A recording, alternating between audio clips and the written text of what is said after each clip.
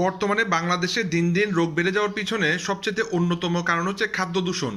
এখন আসলে আমরা খুবই দুশ্চিন্তায় আছি কোন ধরনের খাবার খাবো, কি ব্যবহার করব এগুলো নিয়ে।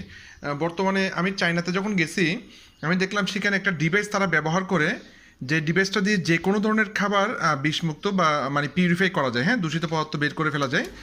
তো আমি যে কোনো খাবারে সেটা ব্যবহার করি মেশিনটা। আজকে দেখাচ্ছি লটিয়া মাছ, হ্যাঁ, লটিয়া মাছ ব্যবহার করতেছি, তো ওইখানে কিছু বের হচ্ছে কিনা আমি আপনাদেরকে সেটা দেখাবো। টাইমার শেষ, তো আমরা একটু দেখি আসলে কি বের হয়েছে। আমরা লটিয়া মাছ থেকে একটু দেখব। এই দেখেন, এখান দেখেন, এদিকে এইখান থেকে, হ্যাঁ, এই অনেকগুলো জিনিস বেরিয়েছে, আমি আপনাদেরকে দেখাচ্ছি। হ্যাঁ, দেখেন এখান থেকে দেখেন, এগুলো নিই, এই দেখেন, হুম, এগুলো কি বেরিয়েছে দেখেন, ঠিক আছে। এইগুলোতে দেখেন, হ্যাঁ, এইভাবে যদি মানে কেমিক্যালগুলো বা দূষিত পদার্থগুলো বের করা যায়, তাহলে আমরা সুস্থ থাকতে পারবো। হ্যাঁ, তো ভিডিওটি ভালো লাগলে শেয়ার করবেন।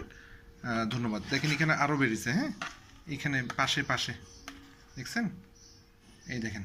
হ্যাঁ, ধন্যবাদ।